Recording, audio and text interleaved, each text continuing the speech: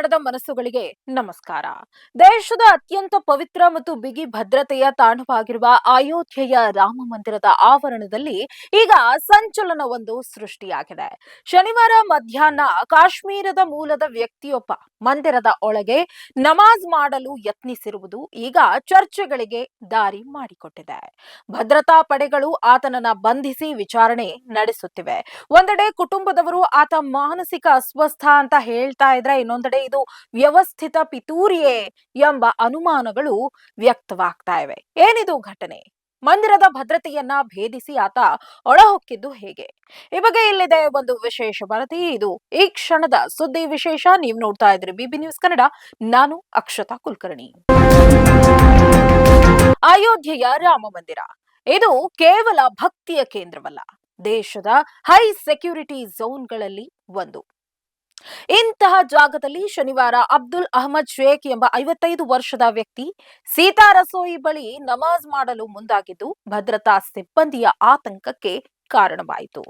ಸಿಬ್ಬಂದಿ ಆತನನ್ನ ತಡೆದಾಗ ಆತ ಘೋಷಣೆಗಳನ್ನ ಕೂಗಿ ಪ್ರತಿರೋಧ ತೋರಿದ್ದಾನೆ ಎಂಬ ಮಾಹಿತಿ ಲಭ್ಯವಾಗಿದೆ. ಬಂಧಿತ ವ್ಯಕ್ತಿ ಕಾಶ್ಮೀರದ ಶೋಪಿಯಾನ್ ಜಿಲ್ಲೆಯವನು.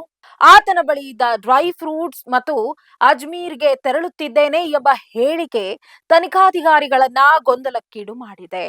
ಆದ್ರೆ ಆತನ ಕುಟುಂಬದವರು ಮಾತ್ರ ಅಬ್ದುಲ್ ಮಾನಸಿಕ ಅಸ್ವಸ್ಥ, ಆತನಿಗೆ ತನ್ನ ನಡೆಯ ಮೇಲೆ ಅರಿವಿಲ್ಲ ಎಂದು ಶ್ರೀನಗರದ ವೈದ್ಯಕೀಯ ದಾಖಲೆಗಳನ್ನ ಪೊಲೀಸರ ಮುಂದೆ ಹಾಜರುಪಡಿಸಿದ್ದಾರೆ.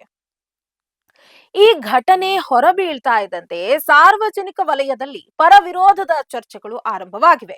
ಪವಿತ್ರ ಧಾರ್ಮಿಕ ಕೇಂದ್ರವೊಂದರ ಒಳಗೆ ಉದ್ದೇಶಪೂರ್ವಕವಾಗಿ ಭಾವನೆಗಳಿಗೆ ಧಕ್ಕೆ ತರಲು ಇಂತಹ ಕೃತ್ಯ ನಡೆಸಲಾಗಿದೆ.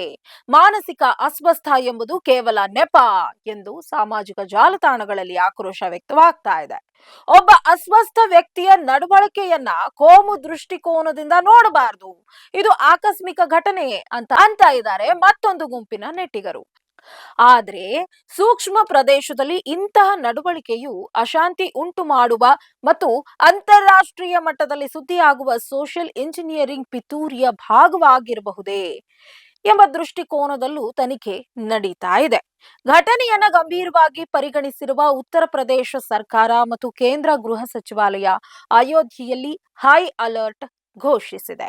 ಮಾನಸಿಕ ಅಸ್ವಸ್ಥ ಎನ್ನಲಾದ ವ್ಯಕ್ತಿ ಇಷ್ಟೊಂದು ಬಿಗಿ ಭದ್ರತೆಯ ನಡುವೆಯೂ ಪ್ರಮುಖ ಸ್ಥಳದವರೆಗೆ ತಲುಪಿದ್ದು ಹೇಗೆ ಎಂಬ ಬಗ್ಗೆ ಭದ್ರತಾ ಲೋಪದ ತನಿಖೆಗೆ ಆದೇಶಿಸಲಾಗಿದೆ.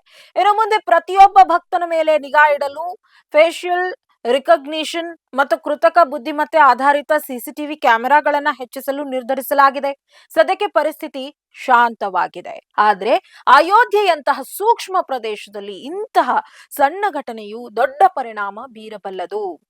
ಅಬ್ದುಲ್ ಅಹಮದ್ ಶೇಖ್ ಉದ್ದೇಶಪೂರ್ವಕವಾಗಿ ಹೀಗೆ ಮಾಡಿದ್ನೆ ಅಥವಾ ಮಾನಸಿಕ ಸ್ಥಿತಿಯಿಂದ ಹೀಗಾಯ್ತೆ ಎಂಬುದು ಪೊಲೀಸರ ಪೂರ್ಣ ತನಿಖೆಯ ನಂತರವೇ ಹೊರಬರಬೇಕಿದೆ. ಅಲ್ಲಿವರೆಗೆ ಅಯೋಧ್ಯೆಯ ಭದ್ರತೆ ಈಗ ದುಪ್ಪಟ್ಟು ಕಣ್ಗಾವಲಿನಲ್ಲಿದೆ. ಇದಾಗಿತ್ತು ಈ ಹೊತ್ತಿನ ಸುದ್ದಿ ವಿಶೇಷ. ನೈಜ ಹಾಗೂ ತಾಜಾ ಸುದ್ದಿ, ಪ್ರಾಮಾಣಿಕ ವರದಿ, ನಿಷ್ಠುರ ವಿಶ್ಲೇಷಣೆಗಳಿಗಾಗಿ ಸದಾ ಗಮನಿಸಿ ಬಿಬಿ ನ್ಯೂಸ್ ಕನ್ನಡ. ಇದು ಕನ್ನಡಿಗರ ಪ್ರತಿ ಧ್ವನಿ.